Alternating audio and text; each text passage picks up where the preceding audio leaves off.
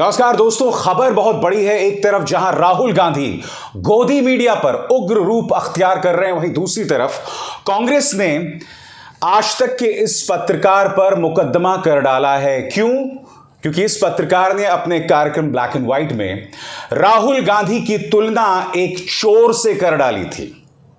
आपके स्क्रीन पर दोस्तों यह है लीगल नोटिस जो कांग्रेस के नेता श्रीनिवास ने आज तक के इस पत्रकार के खिलाफ दिया है।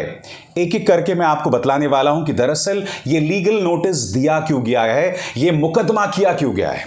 सबसे पहले मैं आपको दिखलाना चाहूंगा कि जब राहुल गांधी, मेहुल चोकसी, गौतम अडानी और तमाम मुद्दे अपने प्रेस कॉन्फ्रेंसेस, अपनी राजनीति के जरिए उठा रहे थे, तब इस व्यक्ति ने अपने कार्यक्रम में किस तरह से उनकी तुलना एक चोर से कर डाली थी।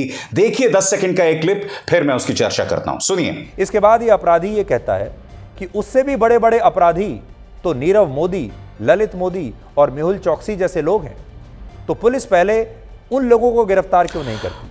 तो देखा आपने दोस्तों, यहां पर यह व्यक्ति जो कभी प्रधानमंत्री नरेंद्र मोदी से यह सवाल नहीं पूछता कि 8-9 साल हो गए आपने आज तक एक प्रेस कॉन्फ्रेंस को संबोधित नहीं किया, कभी यह सवाल नहीं पूछता। यह व्यक्ति कभी भी भारतीय जनता पार्टी के नेताओं से उनके जहरीली बयानों के लिए कभी सवाल नहीं करता। उल्टा यह वो पत्रकार है जो 2000 के नोट के अंदर चिप ढूंढता है दोस्तों, प्राइम टाइम में रात 9 बजे। यह वो पत्रकार है दोस्तों जो 15 किस्म के जिहाद बताता है, पूरी तरह से एक झूठी खबर। यह वो पत्रकार है दोस्तों जिसने तिहाड़ जेल में कथित 100 करोड़ की वसूली के लिए करीब 3 हफ्ते बिताए थे। यह देखो, यहां पत्रकारिता का नाम रोशन कर रहा था, और यह वो गुप्त वीडियो है जहां कथित तौर पर यह वसूली कर रहा था। यह देखिए, बात यहां नहीं रुकती। जब यह एक अन्य चैनल का प्रमुख था, तब इसने उमा खुराना नाम की एक टीचर को बदनाम किया। इस कदर बदनाम किया, उसे वेश्याओं की सरगना बताया कि उसे लोगों ने मौत के घाट लगभग उतार दिया था। इस झूठी खबर के लिए उसके चैनल को 1 महीने तक बंद कर दिया गया था। यह है आज तक का प्राइम टाइम पत्रकार दोस्तों। तो जैसे ही यह पत्रकार जो है राहुल गांधी की तुलना एक चोर से करता है, जो मैं आपको दिखला चुका हूं, तो इस पर कांग्रेस के नेता श्रीनिवास क्या कहते हैं आपके स्क्रीन पर। पत्रकारिता के पेशे को बदनाम करने के लिए पहले भी तिहाड़ जेल में अच्छा खासा समय बिता चुके हो सुधीर चौधरी। इस घटिया पत्रकारिता और हमारे नेताओं की छवि को धूमिल करने वाले मनगढ़ंत आरोपों के खिलाफ कानूनी कार्रवाई के लिए तैयार रहें। और इसमें उन्होंने इंडिया टुडे के जो सर्वा हैं अरुण पुरी, उन्हें भी टैग किया है।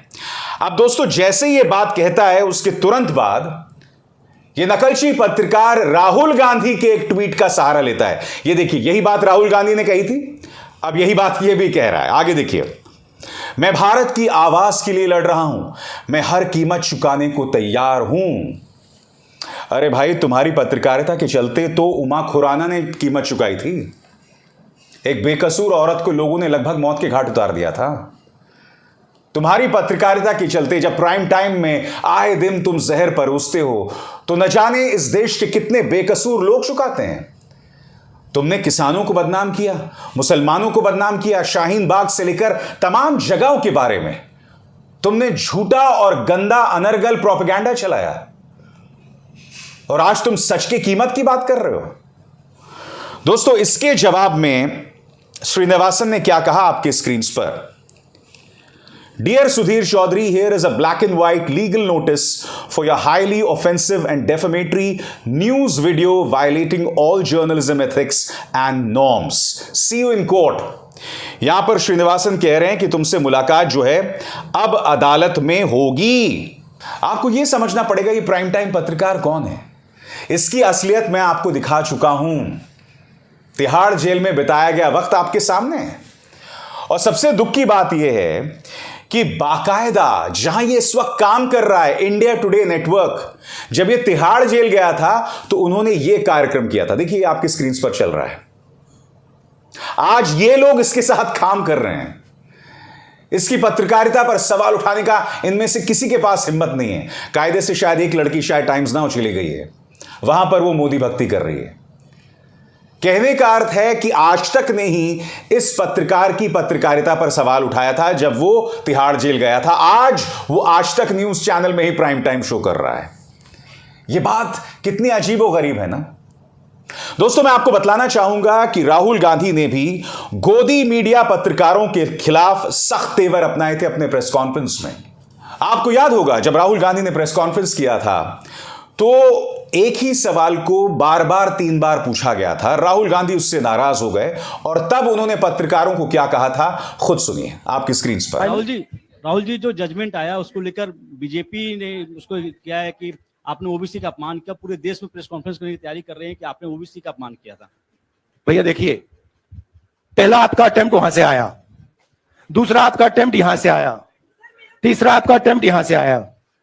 आप इतनी डायरेक्टली बीजेपी के लिए क्यों काम कर रहे हो? थोड़ी डिस्कशन से करो यार, थोड़ा घूम घाम के पूछो। क्या आपको ऑर्डर दिया है क्या?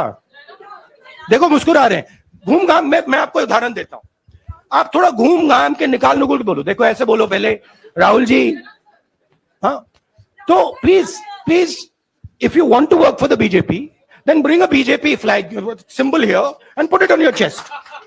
Then I'll answer you the same way I answer them. Don't pretend to be a pressman. Vikrant, Rahul ji, हवा निकल गई। राहुल जी, यहां पर राहुल गांधी ने कहा था कि भाई पत्रकार होने का क्यों ढोंग रच रहे हो, कायदे से तुम्हें एक तमगा लगा लेना चाहिए कि तुम भारतीय जनता पार्टी के। क्या यह बयान आपत्तिजनक था? यह बयान आपत्तिजनक क्यों था मैं आपको बताता हूं कुछ हद तक। वो इसलिए था कि राहुल गांधी ने रवि सिसोदिया, मुकेश अंबानी के न्यूज चैनल के पत्रकार रवि सिसोदिया पर भी हमला बोला था और साथ ही राजदीप सरदेसाई पर भी। रवि सिसोदिया जो कि एक अरसे से कांग्रेस कवर करते रहे हैं, तो कायदे से राहुल गांधी को उन पर गुस्सा नहीं होना चाहिए था। मगर हां, सरकार के पल्लों से बांधकर जो पत्रकारिता करते हैं उन पर उनका हमला जायज था। उसी तरह से राजदीप सरदेसाई जो संतुलित पत्रकारिता करते हैं, इंडिया टुडे के पल्लों से बंधे हुए, वो एक अलग मुद्दा है, मगर संतुलित पत्रकारिता करते हैं। और राहुल गांधी ने अपना गुस्सा उन पर भी दिखाया। राहुल गांधी अपनी भाषा पर नियंत्रण कर सकते थे, मगर मैं आपसे सवाल पूछना चाहता हूं। कुछ ही देर पहले मैंने आपको बताया कि इंडिया टुडे का एक पत्रकार उनकी तुलना चोर से कर रहा है। यह बात भूल जाइए, जब भारतीय जनता पार्टी के नेता मसलन स्मृति ईरानी, अनुराग ठाकुर, रविशंकर प्रसाद, अमित शाह, ये जब तमाम महानुभाव राहुल गांधी के खिलाफ झूठा और अनर्गल प्रोपेगेंडा चला रहे थे उनकी भारत जोड़ो यात्रा के दौरान, तब उनके प्रोपेगेंडा को आगे बढ़ाने का काम यही पत्रकार तो कर रहे थे। और जैसे मैंने बताया ना, ये प्राइम टाइम पत्रकार हैं। याद कीजिए, मुकेश अंबानी के न्यूज चैनल का यह पत्रकार, इस पर दंगा भड़काने का केस है दोस्तों। इसने एक संवेदनशील जगह के बारे में झूठी खबर का प्रचार किया था। नतीजा, राजस्थान सरकार ने उन पर केस किया। मगर राजस्थान सरकार बहुत ढीली है, यह कांग्रेस की आदत है। ये लोग तेजी से काम नहीं करते, प्रतिशोधात्मक कार्रवाई नहीं करते। यही अगर कोई और पत्रकार होता और भारतीय जनता पार्टी की कोई सरकार उसे निशाने पर ले रही होती तो यह जेल में होता। आपके सामने कई मिसालें हैं दोस्तों। सिद्दीक कप्पन आतंकवाद की धाराओं में से जेल में बंद कर दिया गया था। 2 साल से ज्यादा के वक्त यह जेल में था, इसका कोई दोष नहीं था, मगर चूंकि आपने यूएपीए लगा दिया था तो यह जेल में बंद था। संजय राणा, एक यूट्यूबर, जैसे कि आप इस वीडियो में देख सकते हैं, इसका दोष सिर्फ इतना था कि इसने योगी सरकार की एक मिनिस्टर ऑफ स्टेट से, मंत्री से सवाल भर पूछा था कि आपने कुछ वादे किए थे, उन वादों का क्या हुआ? आतंकवादियों की तरह रस्सी से बांधकर पुलिस उसे घुमा रही थी। और दूसरी तरफ पत्रकार दंगे भड़काते हैं, झूठ बोलते हैं, उन पर कोई कार्रवाई नहीं होती है। ये लोग रेडियो रवांडा बने हुए हैं, ये लोग हिटलर के गिबल्स बने हुए हैं। इनकी कोई जवाबदेही नहीं है। क्यों? क्योंकि इन्हें भारतीय जनता पार्टी की सरकारों का संरक्षण मिलता है। याद कीजिए, जब छत्तीसगढ़ पुलिस जी न्यूज के इस पत्रकार को गिरफ्तार करने पहुंची थी, तब कौन बचाने आया था? उत्तर प्रदेश पुलिस बचाने आई थी। और ऐसा इन्होंने कई बार किया है। जब इन पर आरोप होते हैं और जब पुलिस इनसे पूछताछ करने आती है तब ये गायब हो जाते हैं। इस कदर गायब हो जाते हैं कि दूसरे राज्यों की पुलिस उन्हें ढूंढ ही नहीं पाती। सबसे बड़ा प्रश्न, इन्हें संरक्षण कौन दे रहा है? तो चलिए, जब एक पत्रकार झूठ बोल रहा है, वैसे तो मैंने पत्रकार नहीं मानता, कांग्रेस के नेताओं के खिलाफ झूठा प्रचार चला रहा है, आप उसके खिलाफ केस कीजिए, बहुत सही बात है। मगर आज मैं कांग्रेस के नेताओं से एक सवाल पूछना चाहता हूं। जिस ब्लैक एंड व्हाइट पत्रकार का मैंने जिक्र किया था ना, कुछ दिनों पहले कांग्रेस के 2 नेताओं के भोजन के दौरान मैंने उसे देखा था। यही नहीं, एक कांग्रेस के नेता के लंच के दौरान तो मैंने देखा था 4 या 5 कांग्रेस के नेता तिहाड़ शिरोमणि उस पत्रकार को घेर के बैठे हुए थे, उससे चर्चा कर रहे थे। इसका मतलब यह है कि यह पत्रकार तो राहुल गांधी, प्रियंका गांधी वाड्रा के बारे में अनर्गल झूठा प्रचार करते रहता है, गाली तक देते रहता है, मगर कांग्रेस के नेताओं को अब भी उसकी जरूरत है। कांग्रेस के नेता अब भी उनके सामने बैठे रहते हैं कि भाई मेरा इंटरव्यू कर लो, मेरी शक्ल दिखा दो। इसलिए ये पत्रकार अपनी गलतियां दोहराते रहते हैं। मैं इतने अरसे से आपके सामने कार्यक्रम कर रहा हूं। मेरे कार्यक्रमों का मकसद यही होता है कि समाज के अंदर सांप्रदायिकता, सौहार्द कायम हो। अगर मैं झूठी पत्रकारिता कर रहा होता या भड़काऊ कार्यक्रम कर रहा होता तो जाहिर सी बात है मुझ पर भी कानूनी कार्रवाई की जाती। मगर ये लोग जो समाज को बांट रहे हैं, समाज के नसों में जहर डाल रहे हैं, इनकी कोई जवाबदेही नहीं, इन पर कोई कार्रवाई नहीं की जाती।